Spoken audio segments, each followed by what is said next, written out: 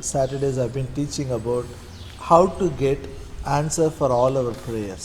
ಶನಿವಾರ ನಾನು ನಿಮಗೆ ಕಲಿಸ್ಕೊಡ್ತಾ ಇದ್ದೀನಿ ಏನಂದರೆ ಹೇಗೆ ನಾವು ನಮ್ಮ ಪ್ರಾರ್ಥನೆಗಳಿಗೆ ಉತ್ತರ ಹೊಂದಿಕೊಳ್ಳಬೇಕು. What we should do so that make sure not even one prayer we will tell it is not answered, it will not be there in the list. ನಾವು ನಮ್ಮ ಒಂದು ಪ್ರಾರ್ಥನೆ ಕೂಡ ಉತ್ತರ ಸಿಕ್ಕಿಲ್ಲ ಅಂತ ಅನ್ನೋದಕ್ಕಾಗಿ ನಾವು ಏನು ಮಾಡಬೇಕು ಎಂಬುದಾಗಿ ನಾವು ಕಲಿತಾ ಇದ್ದೀವಿ. Turn your Bible one more time to Gospel according to John 15th chapter verse 7. ಮತ್ತೊಂದು ಸತಿ ನಿಮ್ಮ ಸತ್ಯವೇದವನ್ನು ಯೆಹೋವನು ಬರೆದ ಸುವಾರ್ತೆ 15ನೇ ಅಧ್ಯಾಯ verse 7. 7ನೇ ವಚನಕ್ಕೆ ತಿರುಗಿಸ್ರಿ. If you abide in me and my words abide in you, you shall ask what you will and it shall be done unto you. ಯೋಹಾನ ಬರೆದ ಸುವಾರ್ತೆ 15ನೇ ಅಧ್ಯಾಯ 7ನೇ ವಚನ. ನೀವು ನನ್ನಲ್ಲಿಯೂ ನನ್ನ ವಾಕ್ಯಗಳು ನಿಮ್ಮಲ್ಲಿಯೂ ನೆಲೆಗೊಂಡಿದ್ದರೆ ಏನು ಬೇಡಿಕೊಂಡದರೂ ಬೇಡಿಕೊಳ್ಳಿರಿ, ಅದು ನಿಮಗೆ ದೊರೆಯುವುದು. Hallelujah. This is the words of Jesus. ಇದು ಯೇಸುವಿನ ಮಾತುಗಳಾಗಿದ್ದಾವೆ. If you abide in me, my words abide in you. ನೀವು ನನ್ನಲ್ಲಿಯೂ ನನ್ನ ವಾಕ್ಯಗಳು ನಿಮ್ಮಲ್ಲಿ ನೆಲೆಗೊಂಡಿದ್ದರೆ, we all accepted Jesus, we abide in Christ. ನಾವೆಲ್ಲರೂ ಯೇಸು ಕ್ರಿಸ್ತನನ್ನು ಸ್ವೀಕಾರ ಮಾಡಿಕೊಂಡ ಕಾರಣ ಯೇಸು ಕ್ರಿಸ್ತನು ನಮ್ಮಲ್ಲಿ ನೆಲೆಗೊಂಡಿದ್ದಾನೆ. And his word should abide in us.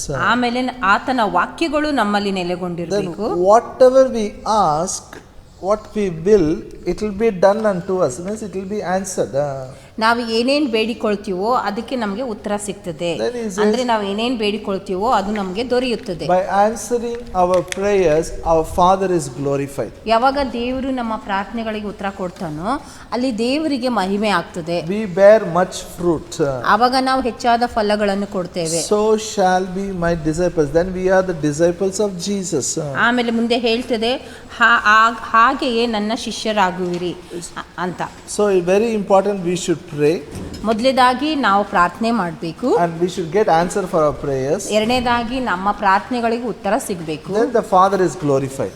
ಆವಾಗ ದೇವರಿಗೆ ಮಹಿಮೆ ಆಗ್ತದೆ. That is a sign of a disciple. ಅದೇ ಒಬ್ಬ ಯೇಸುವಿನ ಶಿಷ್ಯನ ಒಂದು ಸೂಚನೆಯಾಗಿದೆ. So I have been teaching few steps for the answered prayers. ಅದಕ್ಕೆ ನಮ್ಮ ಪ್ರಾರ್ಥನೆಗಳಿಗೆ ಹೇಗೆ ಉತ್ತರ ಸಿಗ್ತದೆ ಹೊಂದ್ಕೊಳ್ಳುವಂಥದ್ದಂತ ಕೆಲವು ಹೆಜ್ಜೆಗಳನ್ನು ಕಲಿಸ್ಕೊಡ್ತಾ ಇದ್ದೀನಿ. Number 1, I shared God has done everything for you and me. He has already done it. ಮೊದಲೇದಾಗಿ ಏನಂದ್ರೆ ದೇವರು ನಿಮಗಾಗಿಯೂ ನಮಗಾಗಿ ಎಲ್ಲವನ್ನು ಆತನು ಆಗಲೇ ಮಾಡಿದ್ದಾನೆ. All the blessings he has blessed us. ಆಗಲೇ ಎಲ್ಲಾ ಆಶೀರ್ವಾದಗಳಿಂದ ಆಗಲೇ ಆಶೀರ್ವಾದ ಮಾಡಿದ್ದಾನೆ. He has made a plan already. ಆತನು ಆಗಲೇ ಎಲ್ಲ ಯೋಜನೆ ಕೂಡ ಹಾಕಿದ್ದಾನೆ. And he gave his only son for that plan. ಆ ಒಂದು ಯೋಜನೆಗಾಗಿ ಆತನ ಒಬ್ಬನೇ ಮಗನನ್ನು ಕೊಟ್ಟನು. He shed the blood for that plan. ಆ ಒಂದು ಯೋಜನೆಗಾಗಿ ಯೇಸು ಕ್ರಿಸ್ತನು ತನ್ನ ರಕ್ತವನ್ನು ಸುರಿಸಿದನು. So God has done everything and price is paid.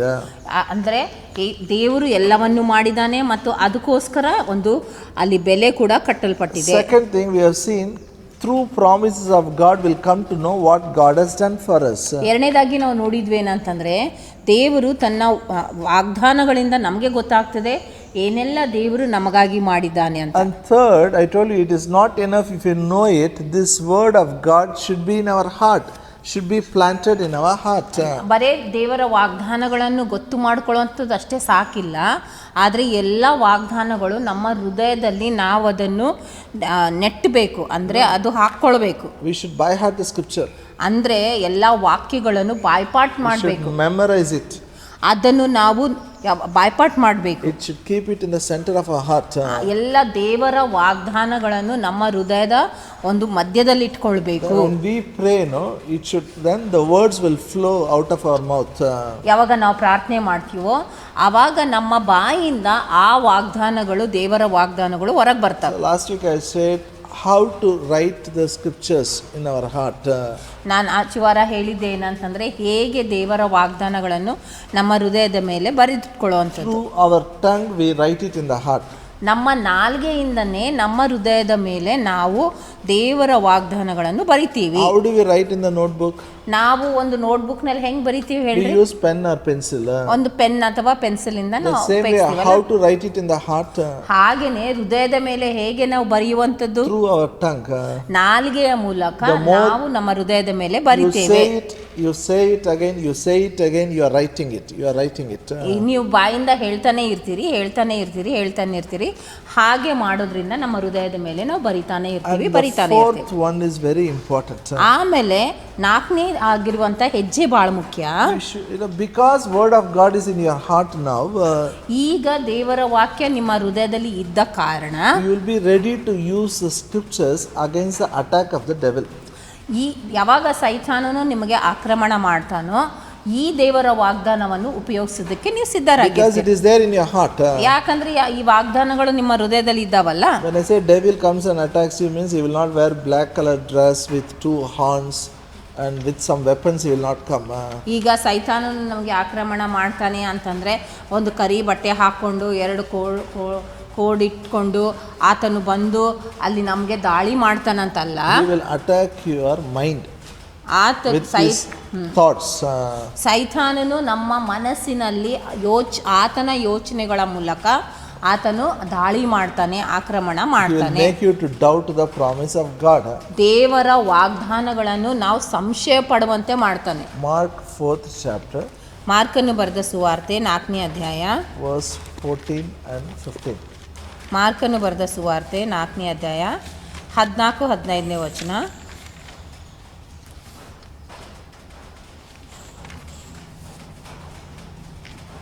The sower soweth the word, and these are they by the wayside, where the word is sown.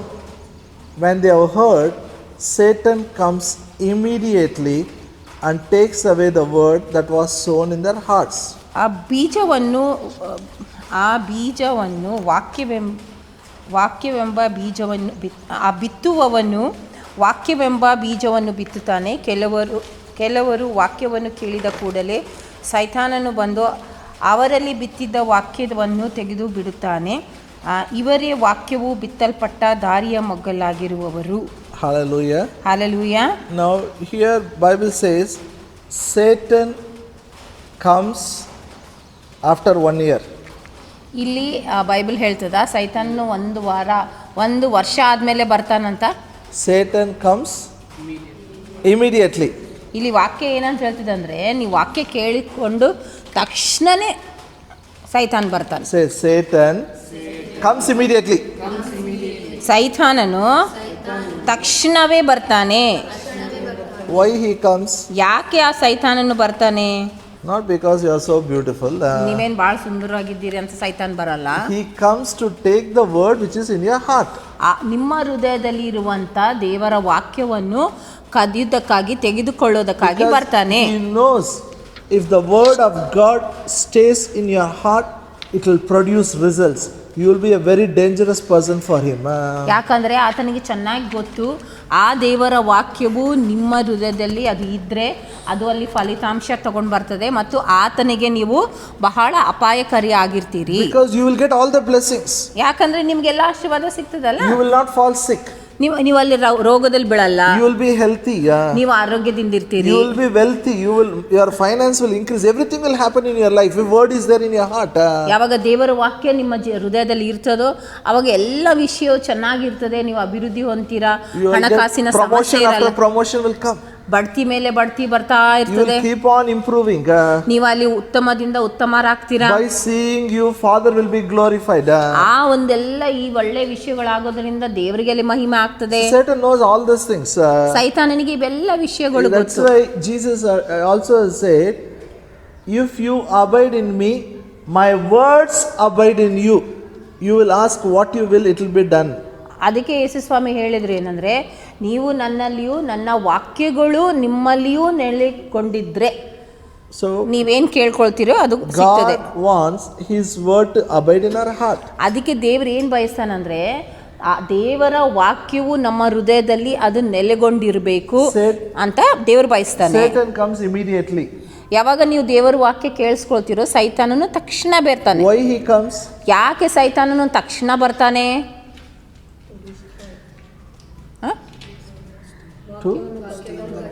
To remove the word. ಆ ದೇವರ ವಾಕ್ಯ ಯಾವುದು ನಿಮ್ಮ ಹೃದಯದಲ್ಲಿ ನೀವು ಇಟ್ಕೊಂಡಿದ್ದೀರಲ್ಲ ಅದನ್ನು ಕಿತ್ತಾಕಕ್ಕೆ ತೆಗೆದಾಕಕ್ಕೆ ಬರ್ತಾನೆ. 13th chapter. ಮತ್ತಾಯ 13ನೇ ಅಧ್ಯಾಯ verse 19. 19ನೇ ವಚನ. When anyone hears the word of the kingdom, understand it not, then comes the wicked one, catches away that which was sown in his heart. This is he which received seed by the wayside. ಮತ್ತಾಯ 13:19ನೇ ವಚನ. ಬಿತ್ತುವವನ ವಿಷಯವಾದ ಸಾಮ್ಯದ ಅರ್ಥವನ್ನು ಕೇಳಿರಿ. ಯಾವನಾದರೂ ಪರಲೋಕ ರಾಜ್ಯದ ವಾಕ್ಯವನ್ನು ಕೇಳಿ ತಿಳಿದುಕೊಳ್ಳದೆ ಇರುವಲ್ಲಿ ಸೈತಾನನು ಬಂದು ಆ ಮನುಷ್ಯನ ಮನಸ್ಸಿನಲ್ಲಿ ಬಿತ್ತಿದ್ದನ್ನು ತೆಗೆದು ಹಾಕುತ್ತಾನೆ. ಆ ಮನುಷ್ಯನೇ ಬೀಜ ಬಿದ್ದ ದಾರಿ ಮೊಗ್ಗಲಾಗಿರುವನು. Hallelujah. Hallelujah. It is not talking about somebody in the street.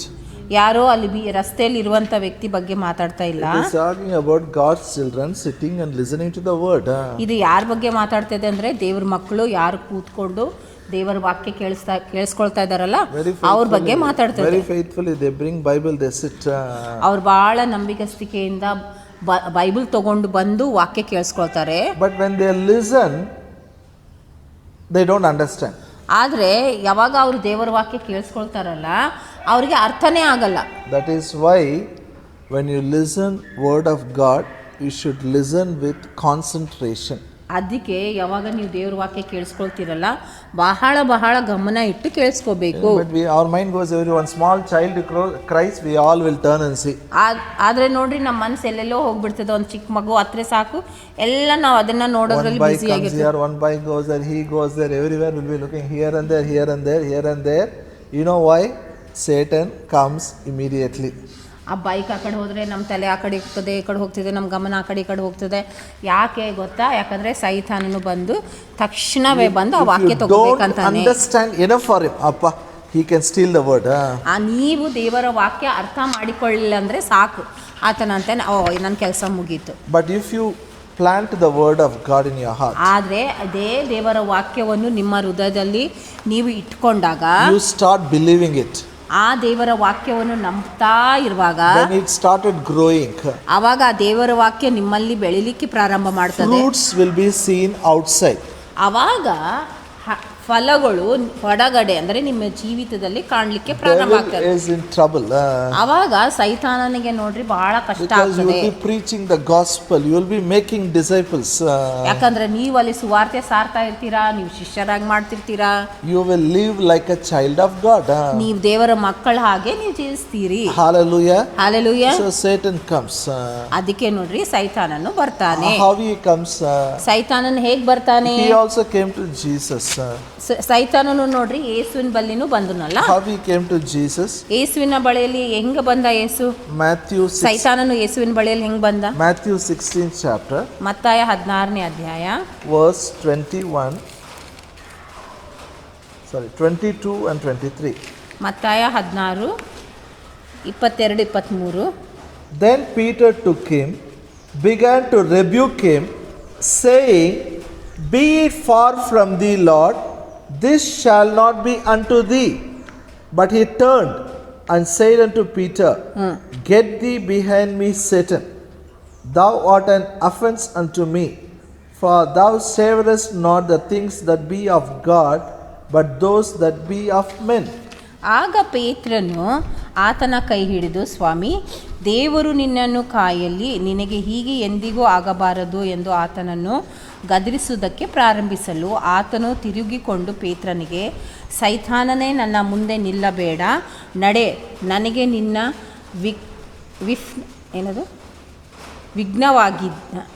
ನನಗೆ ನೀನು ವಿಘ್ನವಾಗಿದ್ದಿ, ನಿನ್ನ ಯೋಚನೆ ಮನುಷ್ಯರ ಯೋಚನೆಯೇ ಹೊರತು ದೇವರದಲ್ಲ ಎಂದು ಹೇಳಿದನು. Hallelujah. Hallelujah. So Jesus is telling how he is going to die on the cross. ಇಲ್ಲಿ ಯೇಸು ಸ್ವಾಮಿ ಹೇಳ್ತಾ ಇದ್ದಾನೆ ಹೇಗೆ ಆತನು ಶಿಲ್ಬೆ ಮೇಲೆ ಸಾಯ್ಲಿಕ್ಕೆ So ಹೋಗ್ತಾನಂತ. Peter took him aside. Jesus, don't do that. I will not allow you to die.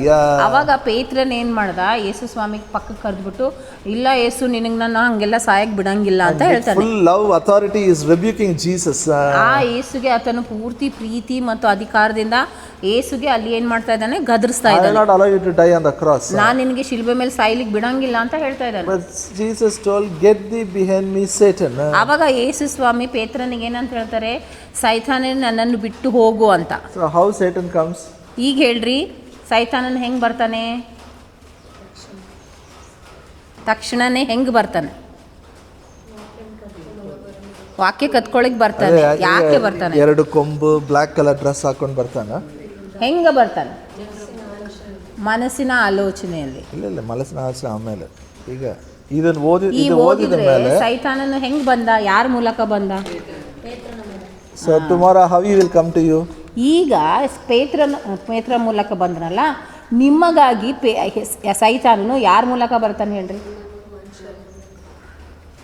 Some man will come. ಯಾರೋ ಬರ್ತಾರೆ, ಯಾರೋ ಮನುಷ್ಯರು, ಯಾರೋ ಮೂಲಕ He ಬರ್ತಾರೆ. will use people only. ಸೈತಾನನು ಮನುಷ್ಯರನ್ನೇ ಉಪಯೋಗಿಸ್ತಾನೆ. And they also will carry Bible in hand. ಅವರು ಒಮ್ಮೊಮ್ಮೆ ಬೈಬಲ್ ಕೂಡ ಹಿಡಿದವ್ರಿಗಿರ್ತಾರೆ. We should not tell ನೀವು ಬೈಬಲ್ ಹಿಡಿದಾರಲ್ಲ ಅವರು ಎಲ್ಲರ ದೇವತೂದರೆ, ಸ್ವಾಮಿಯ ಕಲಿಸಿದ್ದಾನೆ, ಹೌದು ಅನ್ನಬೇಡ. even if they come with Bible, we should know whether it is from God or it is from devil. ಅವ್ರು Bible ಹಿಡ್ಕೊಂಡು ಬಂದ್ರು ನಮಗೆ ಚೆನ್ನಾಗಿ ಗೊತ್ತಿರಬೇಕೇನಂದ್ರೆ ಅದು ದೇವರಿಂದನಾ ಏನು ಸೈತಾನನಿಂದ ಅಂತ. That is why I told you, plant the word of God in the heart. ಅದಕ್ಕೆ ನಿಮಗೆ ನಾನು ಹೇಳಿದ್ದೆ, ನಿಮ್ಮ ಹೃದಯದಲ್ಲಿ ದೇವರ ವಾಕ್ಯವನ್ನು ಇಟ್ಕೊಳ್ಳಬೇಕು. Turn your Bible to Matthew 4th chapter. ನಿಮ್ಮ ಸತ್ಯವೇದವನ್ನು ಮತ್ತಾಯ 4ನೇ ಅಧ್ಯಾಯಕ್ಕೆ ತಿರುಗಿಸ್ರಿ. Verse 3 and 4. ಮತ್ತಾಯ 4, 3 ಮತ್ತು 4ನೇ ವಚನ. We'll read verse 2 also. When he had fasted 40 days and 40 nights, he was afterward and hungered. When the tempter came to him, he said, if thou be the Son of God, command that these stones be made bread. But he answered and said, it is written, man shall not live by bread alone, but by every word that proceeds out of the mouth of God. ಮತ್ತಾಯನು ಬರೆದ ಸುವಾರ್ತೆ 4ನೇ ಅಧ್ಯಾಯ 1ರಿಂದ 4ನೇ ವಚನ. ಆಗ ಯೇಸು ಸೈತಾನಿನಿಂದ ಪಡುವುದಕ್ಕಾಗಿ ಆತ್ಮನು ಆತನನ್ನು ಅಡವಿಗೆ ಒಯ್ದನು. ಅವನು 40 ದಿವಸ ಹಗಲಿರುಳು ಉಪವಾಸವಿದ್ದು ತರುವಾಯ ಆತನಿಗೆ ಹಸುವಾಯಿತು. ಆಗ ಆ ಶೋಧಕನು ಆತನ ಬಳಿಗೆ ಬಂದು, ನೀನು ದೇವರ ಮಗನಾಗಿದ್ದರೆ ಈ ಕಲ್ಲುಗಳು ರೊಟ್ಟಿಯಾಗುವಂತೆ ಅಪ್ಪಣೆ ಕೊಡು ಎಂದು ಹೇಳಲು ಆತನು, ಮನುಷ್ಯನು ರೊಟ್ಟಿ ತಿಂದ ಮಾತ್ರದಿಂದ ಬದುಕುವುದಿಲ್ಲ, ದೇವರ ಬಾಯಿಂದ ಹೊರಡುವ ಪ್ರತಿಯೊಂದು ಮಾತಿನಿಂದಲೂ ಬದುಕುವನು ಎಂದು ಬರೆದದೆ ಅಂದನು. Hallelujah. Hallelujah. Jesus is Son of God. ಯೇಸು ಕ್ರಿಸ್ತನ್ ನೋಡ್ರಿ, ಆತನು ದೇವರ ಪುತ್ರನು. But he came in the form of a man. ಆದರೆ ಆತನು ಮನುಷ್ಯನ ಕುಮಾರನಾಗಿ ಮನುಷ್ಯನ ರೂಪದಲ್ಲಿ ಬಂದನು. 40 days fasting prayer he finished. 40 ದಿವಸ ಉಪವಾಸ ಪ್ರಾರ್ಥನೆ ಆತನು ಮುಗಿಸ್ಕೊಂಡು. Obvious he will be hungry. ನೋಡ್ರಿ, 40 ದಿವಸ ಉಪವಾಸ ಮಾಡಿದ್ರೆ ಹಸಿವೆ ಆಗೇ ಆಗ್ತದಲ್ಲ. But the Bible says tempter came to him. ಆದರೆ ಇಲ್ಲಿ ಸತ್ಯವೇದ ಏನು ಹೇಳ್ತಿದೆ, 40 ದಿವಸ ಮುಗಿದ ಮೇಲೆ ಶೋಧಕನು ಆತನ ಬಳಿಯಲ್ಲಿ ಬರ್ತಾನೆ. He didn't tell Jesus make this stone as a bread. ಆತನು ಹೋಗ್ಬಿಟ್ಟು ಯೇಸು ಸ್ವಾಮಿಗೆ ಈ ಒಂದು ಕಲ್ಲು ರೊಟ್ಟಿಯಾಗಿ ಮಾಡು ಅಂತ ಹೇಳಿಲ್ಲ. If you are really Son of God, make this stone as a bread. ಆತನು ಏನಂತ ಹೇಳ್ತಾನೆ, ನೀನು ನಿಜವಾಗಿಯೂ ದೇವರ ಪುತ್ರನಾಗಿದ್ರೆ ನೀನು ಈ ಕಲ್ಲನ್ನು ರೊಟ್ಟಿಯಾಗಿ ಮಾಡು ಅಂತ ಹೇಳಿದ. He came in the form of a man. ಯೇಸು ಸ್ವಾಮಿ ಮನುಷ್ಯನ ರೂಪದಲ್ಲಿ ಬಂದಿದ್ದ. Now devil is challenging, if you are really God's son, do this.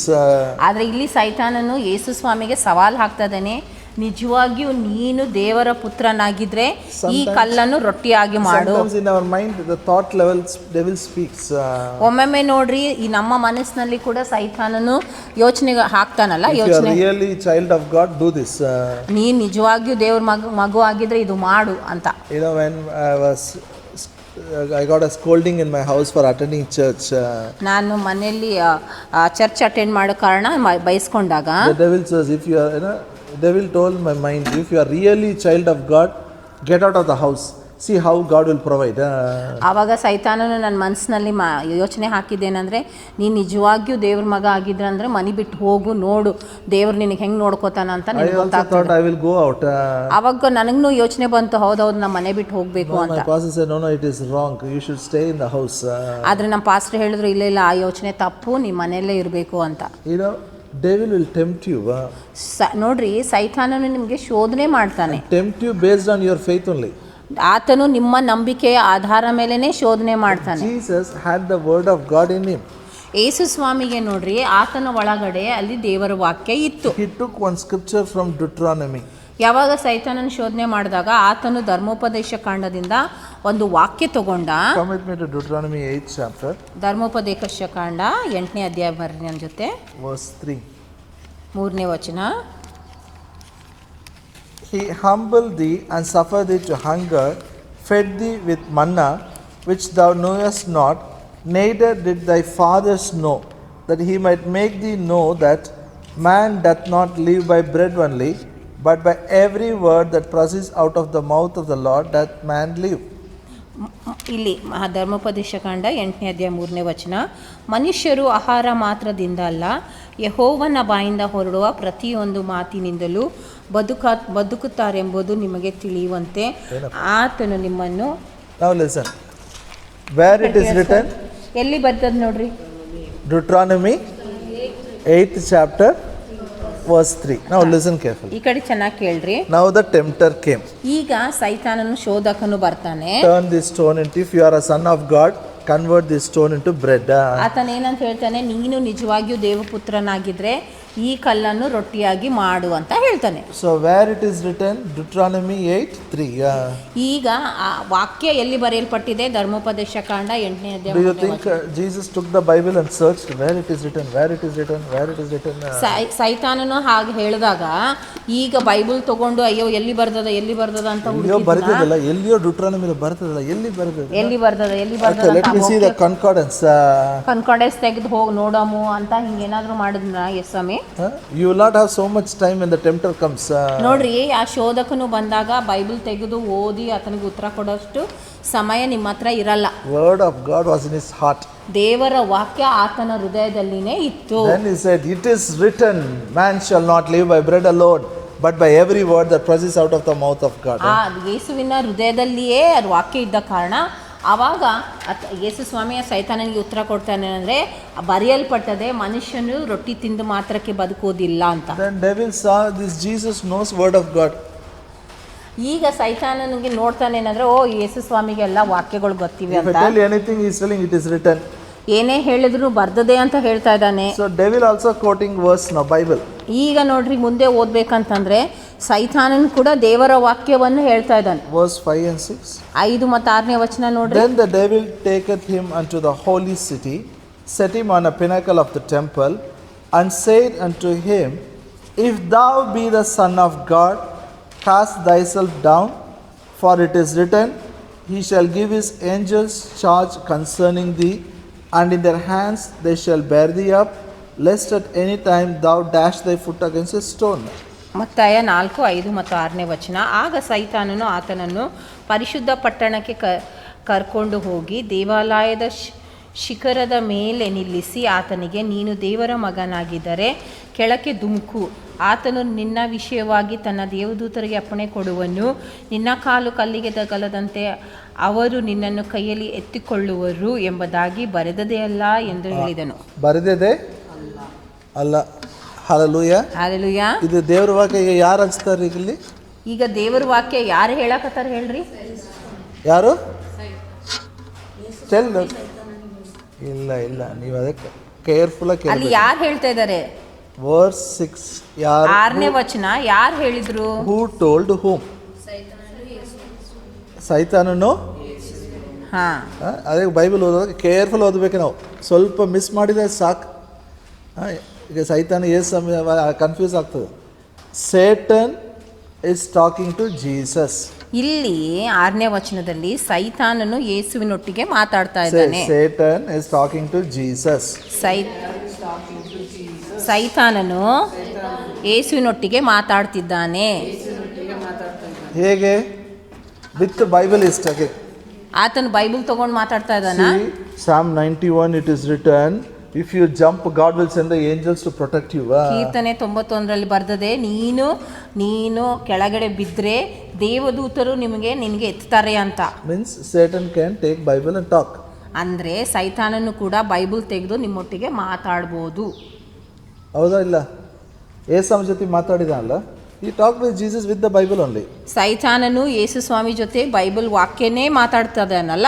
Hallelujah. Hallelujah. That is why you should plant the word of God in your heart. You should understand the word of God. ಅದಕ್ಕೆ ನೋಡ್ರಿ, ದೇವರ ವಾಕ್ಯ ಬರೇ ನಮ್ಮ ಹೃದಯದಲ್ಲಿ ಇಟ್ಟುಕೊಳ್ಳೋದಲ್ಲದೆ ದೇವರ ವಾಕ್ಯವನ್ನು ಅರ್ಥ ಮಾಡಿಕೊಳ್ಬೇಕು. You should understand it. ಅದನ್ನು ಸರಿಯಾಗಿ ಅರ್ಥ If you ಮಾಡಿಕೊಳ್ಬೇಕು. don't understand it, devil will give quotation. ಈಗ ಬರೇ ದೇವರ ವಾಕ್ಯ ನಿಮಗೆ ಇಟ್ಕೊಂಡಿರಿ, ಅದರ ಅರ್ಥ ಆಗ್ತಾ ಇಲ್ಲ ಅಂದ್ರೆ ಸೈತಾನನ್ ಏನ್ ಮಾಡ್ತಾನೆ, ಅದೇ ವಾಕ್ಯ ತಗೊಂಡು ನಿಮ್ಮೊಟ್ಟಿಗೆ ಮಾತಾಡ್ತಾನೆ. Then again Jesus replied the devil, it is written, thou shalt not tempt the Lord thy God. ಅದೇ ಮತ್ತಾಯ 4:7 ನೋಡ್ರಿ.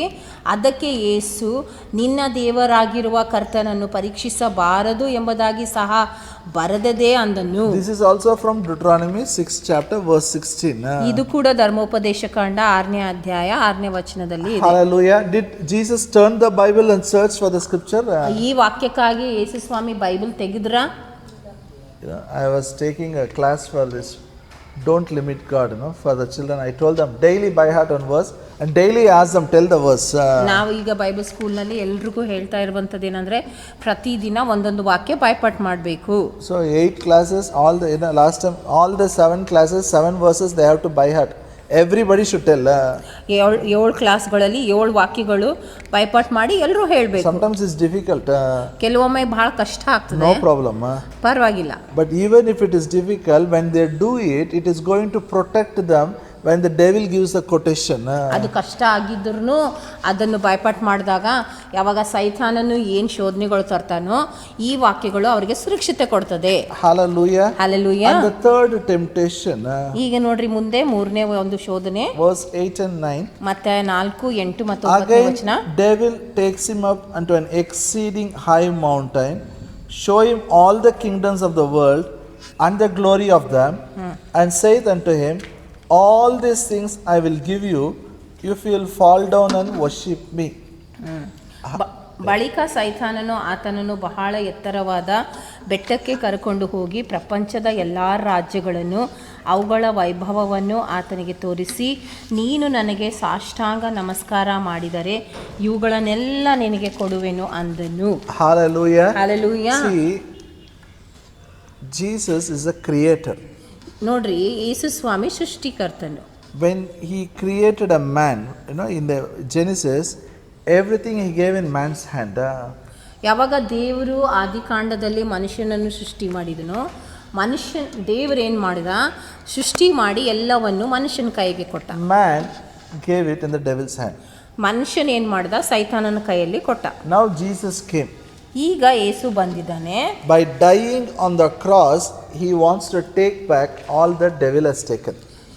ಶಿಲುಬೆ ಮೇಲೆ ಸಾಯೋದ್ರ ಮೂಲಕ ಏನೆಲ್ಲ ಸೈತಾನಲ್ಲಿ ಇದೆಯೋ ಯೇಸು ಸ್ವಾಮಿ ತಗೋಬೇಕಂದಿದ್ದಾನೆ. But devil is selling shortcut now. ಈಗ ಸೈತಾನ ಏನು ಮಾಡ್ತಾ ಇದ್ದಾನೆ, ಅಡ್ಡ ದಾರಿ ತೋರಿಸ್ತಾ ಇದ್ದಾನೆ. You want to go die on the cross, 1 minute you just fall down, I'll give everything. ಯಾಕೆ ನೀನು ಶಿಲುಬೆ ಮೇಲೆ ಹೋಗಿ ಸಾಯೋದು ಬೇಕು, ಒಂದೇ ಒಂದು ನಿಮಿಷ ನೀನು ನನಗೆ ಕಾಲ್ ಬಿಡು ಆಯ್ತು, ಎಲ್ಲ ನಿನಗೆ ಸಿಕ್ಬಿಡ್ತದೆ ಅಂತ. Same way temptation, sometimes when we practice God's word, it may be very difficult, it may be painful, you may have to pay the money, no problem, do it. ಅದೇ ರೀತಿಯಲ್ಲಿ ಕೂಡ ದೇವರ ವಾಕ್ಯ ನೋಡ್ರಿ, ಯಾವಾಗ ನಾವು ದೇವರ ವಾಕ್ಯದಂತೆ ನಡೆಯುವಾಗ ಅದು ನಮಗೆ ಬಹಳ ಕಷ್ಟಕರ ಅನಿಸ್ತದೆ, ಆದರೂ ಕೂಡ ನಾವು ಅದನ್ನು ಪಾಲಿಸ್ಕೊಂಡು ಹೋಗ್ಬೇಕು, ಅದಕ್ಕೆ ವಿಧೇಯರಾಗಬೇಕು. ಕೆಲವೊಮ್ಮೆ ನಾವು ಪೈಸಾ ಕೂಡ ಖರ್ಚು ಮಾಡಬೇಕಾಗ್ತದೆ, ಪರವಾಗಿಲ್ಲ, better to do it. ಆದರೆ ಮಾಡೋದು ಬಹಳ ಉತ್ತಮ. I remember once I was traveling from Raichur to Gulbarga. It's only a 3 hours journey. I was in a reservation coach. A TTR came, asked, where is the reservation? I said, no reservation. ಒಮ್ಮೆ ನಾನು ರಾಯಚೂರಿಂದ ಬರ್ತಾ ಇದ್ದೆ, ಅಲ್ಲಿ ಭಾಳ ಚಿಕ್ಕ, ಬರೀ 3 ತಾಸಿನ ರಸ್ತೆ ಪ್ರಯಾಣ ಅಲ್ಲ. ಸೊ TTR ಬಂದು ಕೇಳಿದ್ರು, ಎಲ್ಲಿದೆ ನಿನ್ನ ರಿಸರ್ವೇಷನ್ ಅಂತಂದರೆ ಇಲ್ಲ ರಿಸರ್ವೇಷನ್ ಇಲ್ಲ ಅಂತ ಹೇಳಿದೆ ನಾನು. So not only me, another 3 people were there. ನಾನಲ್ಲದೆ ಇನ್ನೂ 3 ಜನ ಇದ್ದರು. So is it all of you give 25 rupees? You can sit and come up to Gulbarga. ಅವ್ರೇನು ಹೇಳಿದ್ರು, ಈಗ ರಿಸರ್ವೇಷನ್ನಲ್ಲಿ ಕೂತ್ಕೊಂಡಿರಲ್ಲ, ನೀವೇನು ಮಾಡಿರಿ ಎಲ್ಲರೂ 25 ರೂಪಾಯಿ ಕೊಡ್ರಿ, ಆಮೇಲೆ ನೀವು ಗುಲ್ಬರ್ಗ ತನಕ ಹೋಗ್ಬೋದು. I said no, I will not give you 25 rupees. ನಾನು ಹೇಳಿದೆ ಇಲ್ಲ, ನಾನು 25 ರೂಪಾಯಿ ಕೊಡಲ್ಲ. You make a bill, I will give how much ever it is. ಅವ್ರಿಗೆ ಹೇಳಿದೆ ನೀವು ರಿಸೀಟ್ ಮಾಡಿರಿ, ಅದ್ರದ್ದು ಏನಾದ ನಾನು ಅದ್ರದ್ದು ಖರ್ಚು ಕೊಡ್ತೀನಿ. And he said it will come more than 100 rupees. ಅವಾಗ ಅವ್ರು ಹೇಳಿದ್ರು ರಿಸೀಟ್ ಬರೆದ್ರೆ 100 ರೂಪಾಯಿಗಿಂತ ಜಾಸ್ತಿ ಆಗ್ತದೆ. Yeah, I will pay 100 rupees, no problem. ಅವಾಗ ನಾನು ಅವ್ರಿಗೆ ಹೇಳಿದೆ ಇಲ್ಲ 100 ರೂಪಾಯಿ ಕೊಡ್ತೀನಿ ನಾನು, ಪರವಾಗಿಲ್ಲ ಅಂತ. Which is better? Paying 25 rupees is better, paying 100 rupees is better. ಈಗ ನೀವು ಹೇಳ್ರಿ 100 ರೂಪಾಯಿ ಕೊಡೋದು ಉತ್ತಮನ 25 ರೂಪಾಯಿ ಕೊಡೋದು ಉತ್ತಮನ?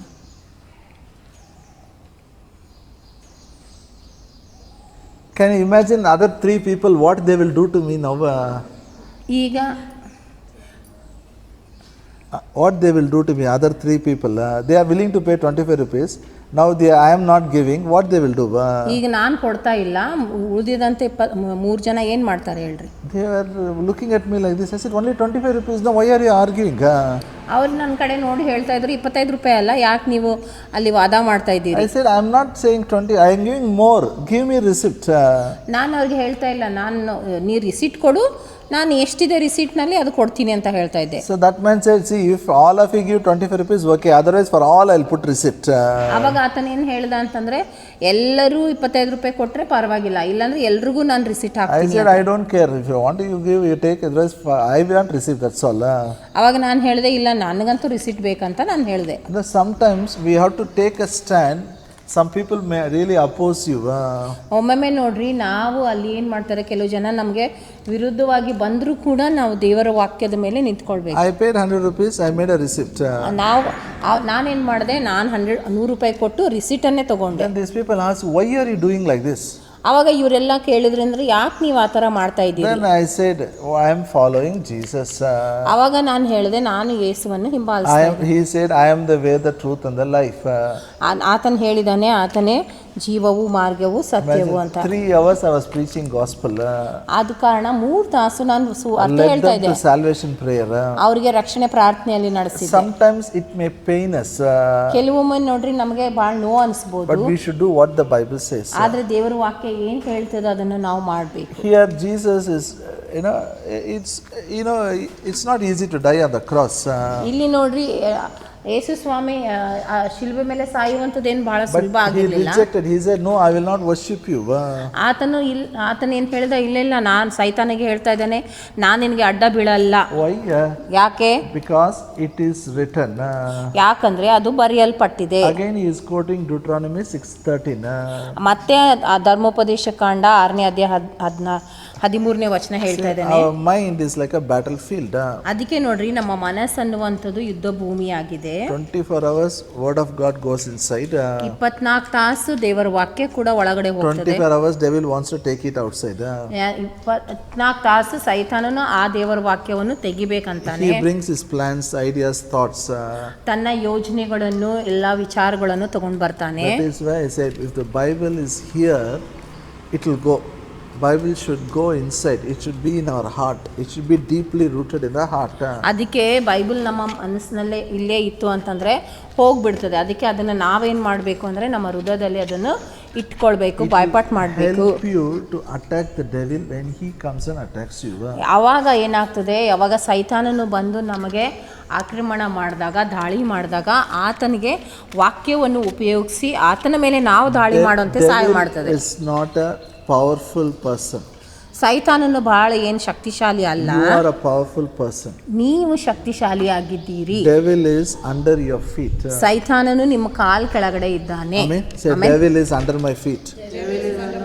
ಹೇಳ್ರಿ, ಸೈತಾನನು ನನ್ನ ಕಾಲು ಕೆಳಗಡೆ ಇದ್ದಾನೆ. Only one weapon he has is telling lies.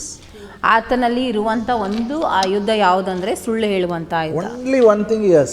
ಒಂದೇ ಆಯುಧ ಆತನ ಹತ್ರ ಇದೆ. Only one weapon. ಒಂದೇ ಆಯುಧ. All of you say, only one weapon. ಒಂದೇ ಆಯುಧ. ಏನು? ಯಾವುದದು? So telling lies. ಸುಳ್ಳು ಹೇಳೋದು. That is why Paul says, ಅದಕ್ಕೆ ಪೌಲನ್ ಏನಂತ ಹೇಳ್ತಾನೆ, 1 Corinthians 10th chapter, ಮೊದಲೇ ಕೊರಿಂಥ್ಯ 10ನೇ ಅಧ್ಯಾಯ,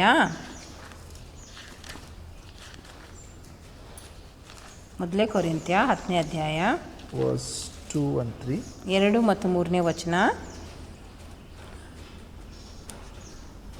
Sorry, 2 Corinthians 11th chapter, 2ನೇ ಕೊರಿಂಥ್ಯ 11ನೇ ಅಧ್ಯಾಯ verse 2 and 3. 2, 3ನೇ ವಚನ. For I am jealous over you with godly jealousy. I have espoused you to one husband, that I may present you as a chaste virgin to Christ. But I fear lest by any means, as the serpent beguiled Eve through his subtlety, so your minds should be corrupted from the simplicity that is in Christ Jesus. 2ನೇ ಕೊರಿಂಥ್ಯ 11ನೇ ಅಧ್ಯಾಯ 2 ಮತ್ತು 3ನೇ ವಚನ. ನನ್ನನ್ನು ಸಹಿಸಿಕೊಳ್ಳಬೇಕೆಂದು ನಿಮ್ಮನ್ನು ಬೇಡಿಕೊಳ್ಳುತ್ತೇನೆ, ಯಾಕಂದರೆ ದೇವರಲ್ಲಿರುವಂಥ ಚಿಂತೆಯಿಂದಲೇ ನಾನು ನಿಮ್ಮ ವಿಷಯದಲ್ಲಿ ಚಿಂತಿಸುತ್ತೇನೆ. ನಿಮ್ಮನ್ನು ಕ್ರಿಸ್ತನೆಂಬ ಒಬ್ಬನೇ ಪುರುಷನಿಗೆ ಶುದ್ಧ ಕನ್ಯೆಯಂತೆ ಒಪ್ಪಿಸಬೇಕೆಂದು ನಿಮ್ಮನ್ನು ಆತನಿಗೆ ನಿಶ್ಚಯ ಮಾಡಿದ್ದೇನಲ್ಲ. ಆದರೆ ಹೇಗೆ ಅವಳು ಸರ್ಪದ ಕುಯುಕ್ತಿಗೆ ಒಳಬಿದ್ದು ಮೋಸ ಹೋದಳೋ, ಹಾಗೆಯೇ ನಿಮ್ಮ ಮನಸ್ಸು ಕ್ರಿಸ್ತನ ವಿಷಯದಲ್ಲಿರಬೇಕಾದ ಯಥಾರ್ಥತ್ವವನ್ನು ಪಾತಿವರ್ತ್ಯವನ್ನು ಬಿಟ್ಟು ಕೆಟ್ಟು ಹೋದಿದ್ದೆಂದು ನನಗೆ ಭಯ ಉಂಟು. Okay, now listen. Close your Bible, look here. He is telling we all are engaged with Christ.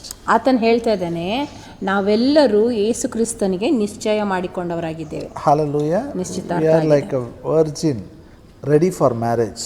ನಾವು ಒಂದು ಕನ್ನಿಕೆಯಾಗಿ ಮದುವೆಗೆ ಸಿದ್ಧವಾಗಿರುವಂತವರಾಗಿದ್ದೇವೆ. But he says, I am afraid serpent, devil will come like a serpent. How it deceived Eve, he may deceive you. ಆತನ ಏನಂತ ಹೇಳ್ತಾನೆ ಅಂದರೆ, ನನಗೆ ಒಂದು ಭಯ ಇದೆ ಏನಂದರೆ, ಹೇಗೆ ಸರ್ಪ ಅವಳಿಗೆ ಬಂದು ಮೋಸ ಮಾಡಿ ವಂಚನೆ ಮಾಡಿತು, ಹಾಗೆಯೇ ಈಗ ಕೂಡ ಆತನು ಬಂದು ನಿಮ್ಮನ್ನು ಕೂಡ ವಂಚನೆ ಮಾಡ್ಬೋದು. Now the question is, how serpent deceived you? ಈಗೇನು ಪ್ರಶ್ನೆ ಅಂದರೆ, ಸರ್ಪ ಅವಳಿಗೆ ಹೇಗೆ ಮೋಸ ಮಾಡಿದನು? Why he deceived? ಯಾಕೆ ಮೋಸ How he ಮಾಡಿದನು? deceived? ಹೇಗೆ ಮೋಸ ಮಾಡಿದನು? Did he come like I said, no, with black color dress with 2 horns? ಅಲ್ಲಿ ಸೈತಾನನು ಎಲ್ಲೋ ಕರಿ ಬಟ್ಟೆ 2 ಕೂಡ ಹಿಂಗೆ ಬಂದನ ಅವಳಿಗೆ ಮೋಸ ಮಾಡೋದಕ್ಕಾಗಿ. He came in the form of a serpent. ಆತನು ಒಂದು ಸರ್ಪದ ರೂಪದಲ್ಲಿ ಬಂದನು. Serpent was one of the beautiful creation of the Lord. ನೋಡ್ರಿ, ಸರ್ಪ ದೇವರ ಒಂದು ಸುಂದರವಾದಂಥ ಸೃಷ್ಟಿಯಾಗಿತ್ತು. Serpent was not crawling on the ground when before fall, before sin. ಪಾಪಕ್ಕಿಂತ ಮುಂಚೆ ಸರ್ಪ ಅದು ಅಲ್ಲಿ ಭೂಮಿ ಮೇಲೆ ಹಿಂಗೆ ಹೊಟ್ಟೆ ಮೇಲೆ ಹೋಗ್ತಾ ಇರಲಿಲ್ಲ. Serpent was coming like this. ಅದು ಒಂದು ಕಾಲಿರುವಂಥದ್ದು ಒಂದು ಪ್ರಾಣಿ ಥರ ಇರ್ತದೆ. Beautiful it will look, one creature comes like this. ಒಂದು ಸುಂದರವಾದಂಥ ಒಂದು ಪ್ರಾಣಿ ಆಗಿತ್ತದು. Hallelujah. ಆಗಿತ್ತು. But very cunning it seems, very crooked, very subtle enemy among animal among all the animals. ಆದರೆ ಬೈಬಲ್ ಬರೀತದೆ ಎಲ್ಲಾ ಪ್ರಾಣಿಗಳಲ್ಲಿ ಅದು ಬಹಳ ಕುಯುಕ್ತಿವಾದಂಥದ್ದು.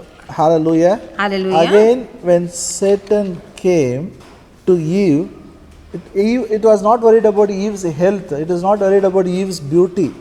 He was worried only about the word of God which Eve had in the heart, in the mind. ಸೈತಾನನು ನೋಡ್ರಿ, ಅಲ್ಲಿ ಅವಳ ಹತ್ರ ಬಂದಾಗ ಅವಳ ಒಂದು ಸೌಂದರ್ಯತೆ ಆಗಲಿ ಯಾವುದ್ರ ಬಗ್ಗೆನೂ ಚಿಂತೆ ಇರಲಿಲ್ಲ. ಆದರೆ ದೇವರ ವಾಕ್ಯ ಯಾವುದು ಅವಳಲ್ಲಿ ಇತ್ತೋ ಅದ್ರ ಬಗ್ಗೆಯೇ ಆತನು ಕಾಳಜಿ ವಹಿಸಿದ. God gave them only one word. ಆಮೇಲೆ ದೇವರು ಆದಾಮ ಅವಳಿಗೆ ಒಂದೇ ವಾಕ್ಯವನ್ನು only one commandment. ಒಂದೇ ಆಜ್ಞೆಯನ್ನು ಕೊಟ್ಟಿದ್ದ. That one commandment she was not clear about it.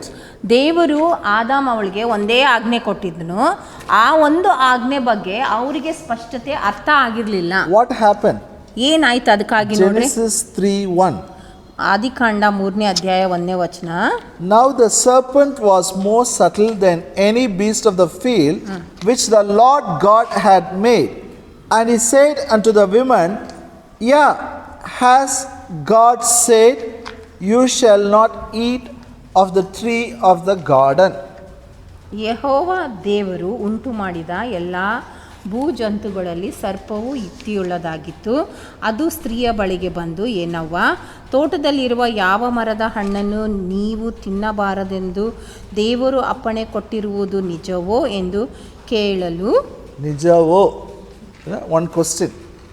Even today that only one question will come. ನಿಜವೋ ಅಂತ ಒಂದು ಪ್ರಶ್ನೆ. Even today you will get only one question. ಇದೇ ಥರ ಈಗಲೂ ಕೂಡ ಇದೇ ಪ್ರಶ್ನೆ ಬರ್ತದೆ. Did God really promise you He will bless you? ದೇವರು ನಿಜವಾಗಿಯೂ ನಿಮ್ಮನ್ನು ಆಶೀರ್ವಾದ ಮಾಡ್ತಾನೆ ಅಂತ ವಾಗ್ದಾನ ಮಾಡಿದಾನ? Did God really promise you you will have a good health? ದೇವರು ನಿಮಗೆ ಒಳ್ಳೆಯ ಆರೋಗ್ಯ ಇರ್ತದಂತ ವಾಗ್ದಾನ ಮಾಡಿದಾನ? Did God really say the coronavirus will not touch you? Corona virus ನಿಮಗೆ ಮುಟ್ಟಲ್ಲ ಅಂತ ದೇವರು ನಿಜವಾಗಿಯೂ ವಾಗ್ದಾನ ಮಾಡಿದಾನ? Did God really say He will lift you up high above all the nations of the earth?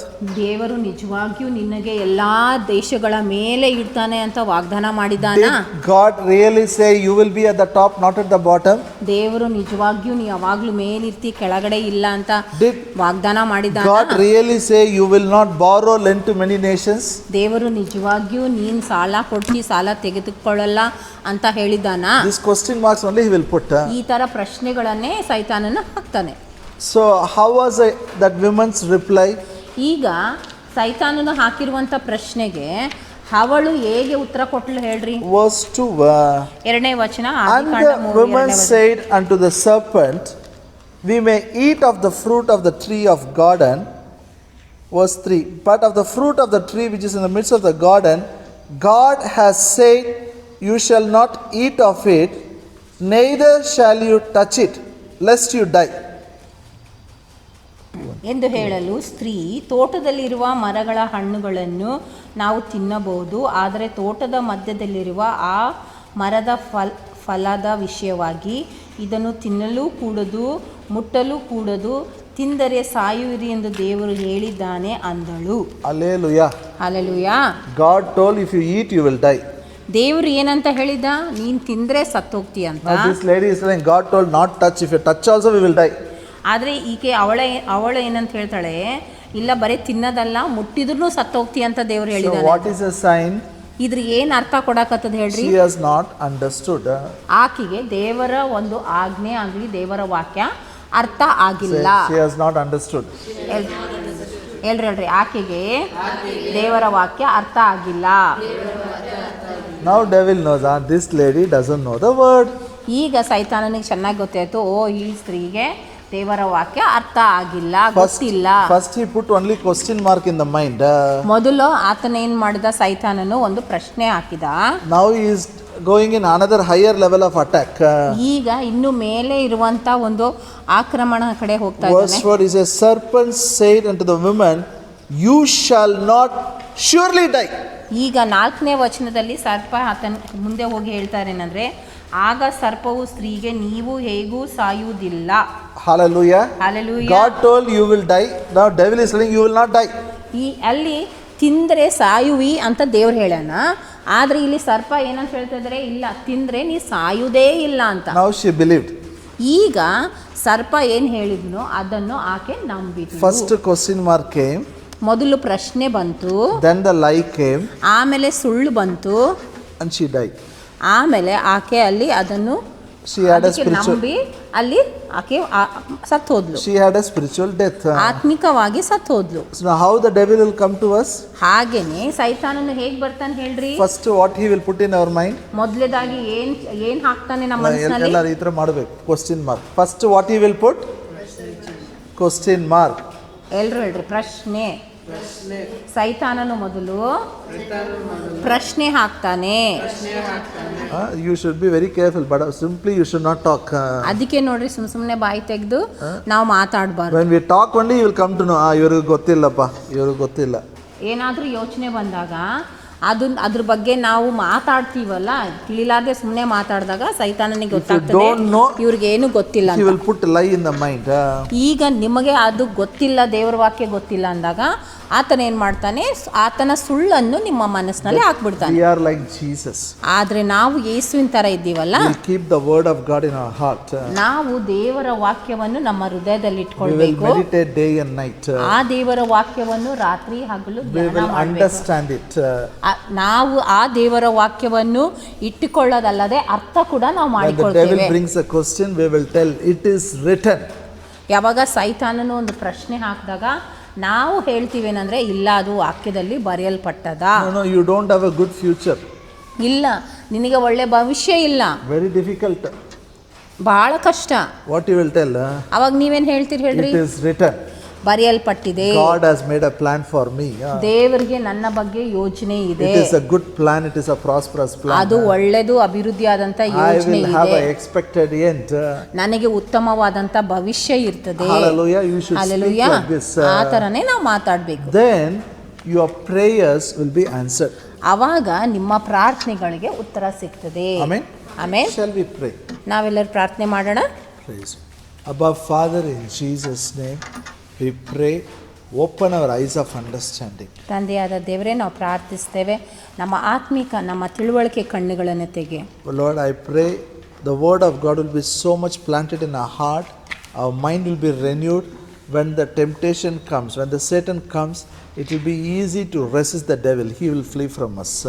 ದೇವರೇ, ನಾವು ಪ್ರಾರ್ಥಿಸ್ತೇವಪ್ಪ, ನಮ್ಮ ಹೃದಯದಲ್ಲಿ ಇಷ್ಟೊಂದು ವಾಕ್ಯಗಳನ್ನು ನಾವು ಇಟ್ಕೊಳ್ತೇವೆ. ಆ ವಾಕ್ಯವು ಯಾವಾಗ ಸೈತಾನನ್ನು ಶೋಧನೆ ಮಾಡಿದಾಗ ನಾವು ಆ ವಾಕ್ಯದ ಮೂಲಕ ಆತನಿಗೆ ನಾವು ಎದುರಿಸ್ತೇವೆ. All our prayers will be answered. ಆವಾಗ ನಮ್ಮ ಎಲ್ಲ ಪ್ರಾರ್ಥನೆಗಳಿಗೆ ಉತ್ತರ ಸಿಗ್ತದೆ. In Jesus' name we pray. ಯೇಸುವಿನ ಹೆಸರಲ್ಲಿ ನಾವು ಪ್ರಾರ್ಥಿಸ್ತೇವೆ. Amen. Amen. Amen. We'll just pray for a few prayer points. ನಾವು ಕೆಲವು ಪ್ರಾರ್ಥನೆ ವಿಜ್ಞಾಪನೆಗಳಿಗೋಸ್ಕರ ಪ್ರಾರ್ಥನೆ ಮಾಡೋಣ, ಆಮೇಲೆ ನಾವು ಮುಕ್ತಾಯ ಮಾಡೋಣ ಅಂತ. Praise you.